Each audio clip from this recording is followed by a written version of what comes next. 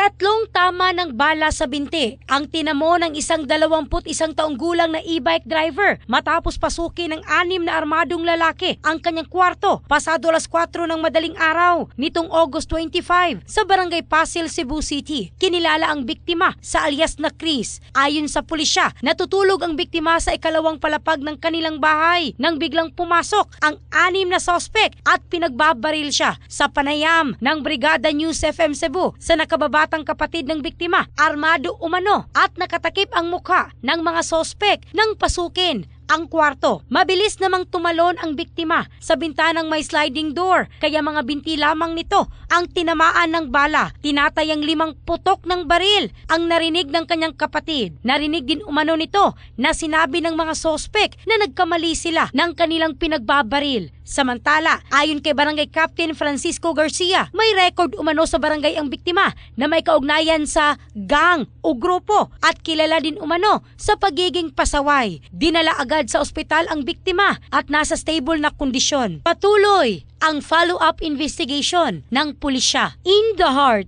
of changing lives, ako si Michelle Craste ng Brigada News Philippines, the Music and News Authority.